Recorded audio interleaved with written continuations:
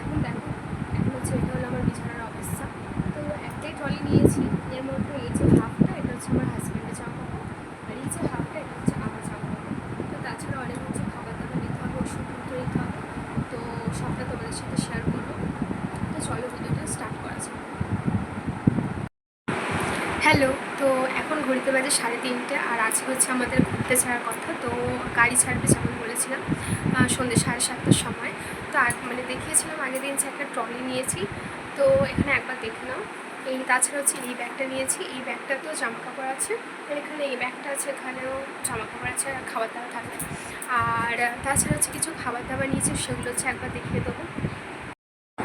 তো এই যে এখানে দেখা আমার খাবার দাবারগুলো, তো এখানে নিয়েছি নাবাটির ওয়েফার, তো 3 রকমের ওয়েফার ছিল। আর তাছাড়া ওই যেতে যেতে খিদে পেলে বিস্কিটগুলো আর কি ছিল 2-3 রকমের। আর তাছাড়া এখানে পাট রয়েছে, তারপর লোটে জেলি রয়েছে, আর কারো যদি গা বেরোয় বা এমনি মানে টেস্টের জন্য এগুলো হচ্ছে ইমলি রয়েছে, এটা হচ্ছে তেঁতুলের, মানে এটা খুবই টেস্টি খেতে। তো খাবার দাবারের মধ্যে এইসব নিয়েছি। আর এই যে এখানে ব্যাগ দুটো পড়ে রয়েছে, আর এখানে ব্যাগ আছে, এই ড্রেসটা আছে, ওষুধ, তো এগুলো এখনও নেওয়ার বাকি আছে। তো দেখা হচ্ছে।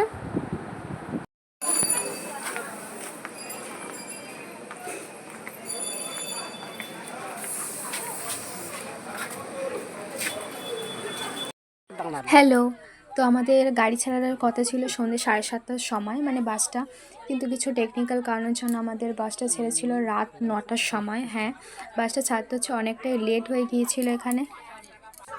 তো এখানে দেখো আমরা এখন বাসে উঠে পড়েছি। তো বাসের ভেতরটা তোমাদের একবার দেখিয়ে দেবো। তো এই যে বাসগুলো না, এগুলো সেই স্লিপার কোচ যে বাসগুলো, মানে শুয়ে যে যা যায় এরকম বাস ছিল। এখানে অনেক লোকজনই ছিল, আর এখানে তো বলেছিলাম যে আমরা সবাই মিলে যাচ্ছি। আর এই যে এটা ছিল আমাদের ওপরে একদম লাস্টের দিকে একটা, তো এটা ছিল আমাদের লজ। তো ভোর 4:30টার সময় আমরা নেমেছিলাম আমাদের ফার্স্ট ডেস্টিনেশনে, যেটা হচ্ছে তারাপীঠ।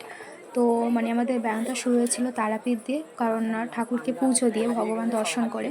তো এটা দেখো আমরা চলে এসেছিলাম 4:30টার পরে। তো এখানে আমরা রেডি সেডি হয়ে যাচ্ছিলাম।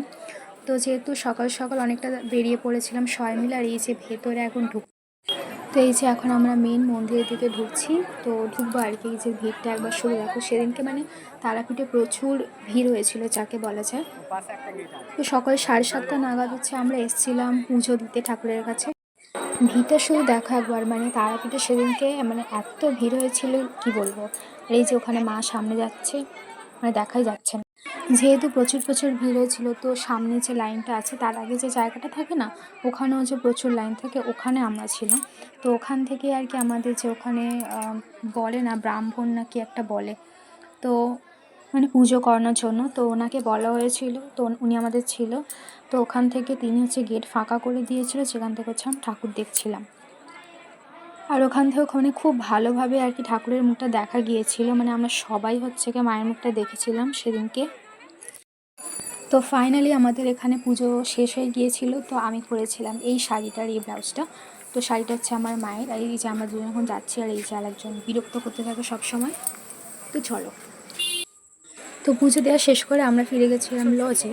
তো ওখানে গিয়ে আমরা প্রথমে টিফিন করে নিই, তো করে সবাই রেস্ট নিচ্ছিলাম। আর দুপুরে একেবারে খাওয়া দাওয়া শেষ করে, তো দুপুর বিকেল আমি আরও বেরিয়ে পড়েছিলাম, মানে সবাই বেরোনি, আমরা দুজনেই বেরিয়েছিলাম।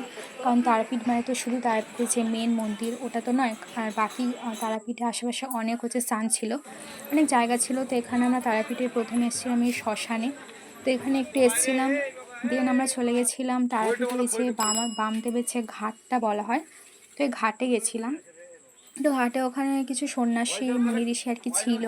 তো ঘাটটা তখন এমনিতে তো ফাঁকাই ছিল। আর এই যে এখন আমরা মানে ঘাটের ভেতরে আছি। তো ঘাটটা একবার দেখো, এটা হচ্ছে বামদেবের ওই ঘাটটা।